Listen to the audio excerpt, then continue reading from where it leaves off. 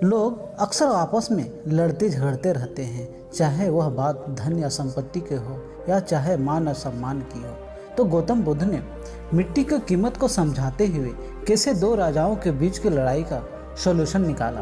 तो आइए इस कहानी में हम जानते हैं। जब गौतम बुद्ध का कीर्ति चारों दिशाओं में फैल चुकी थी, सभी राजा महाराजा उनको अपने राज्य में आने के लिए निमंत्रण दे रहे थे। गौतम बुद्ध भी चारों दिशाओं में भ्रमण करके लोगों को लोक कल्याण का उपदेश दे रहे थे। उस समय गौतम बुद्ध की संप्रदाय और धर्म की जय जयकार हो रही। पौराणिक काल के बाद भारत में कोई भी प्रसिद्ध सम्राट नहीं रहा था।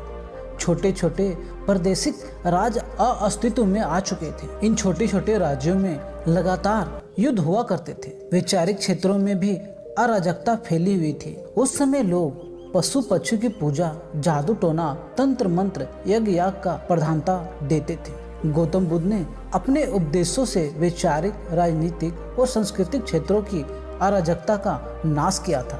उन्होंने राज्यों के आपसी युद्ध को रोकने के लिए अनेक उपाय किए, जिसमें गौतम बुद्ध सफल भी हुए।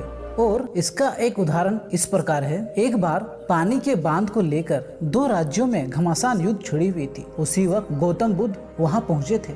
गौतम बुद्ध ने दोनों राजाओं से अपने अपने शस्त्र नीचे रखने की प्रार्थना की। फिर उन्होंने अपने पास बुलाकर उनसे पूछा, हे पराक्रमी राजाओं, आप लोगों के लिए मिट्टी की कीमत है या नहीं? दोनों राजाओं ने उत्तर दिया, नहीं। फिर गौतम बुद्ध ने उनसे पूछा, अच्छा, पानी का विशेष मूल्य है या नहीं? फिर दोनों राजाओं ने कहा, नहीं महाराज। इस पर गौतम बुद्ध ने पूछा, मनुष्य के रक्त का कुछ मूल्य है या नहीं? राजाओं ने कहा, जी हाँ महाराज, मनुष्य का रक्त तो बहुत ही कीमती है। बुद्ध ने कहा, फिर जिस मिट्टी की कोई कीमत नहीं, जिस पानी का कोई मूल्य नहीं, उसके लिए आप लोगों का मूल्य रक्त क्यों बहा रहे हो? गौतम बुद्ध की यह बात सुनकर दोनों राजाओं के बीच का युद्ध बंद हो गया और दोनों राजाओं ने अपनी स्थितियों के अनुसार अपने मुसीबतों का सॉल्यूशन का समाधान निकाला। तो गौतम बुद्ध की इस कहानी से यदि आपको कुछ सीखने को मिला तो कमेंट्स करके बताइएगा, और यदि वीडियो अच्छा लगा तो लाइक कर देना, शेयर कर देना, और यदि चैनल पर आप नए हो तो चैनल को सब्सक्राइब कर लेना।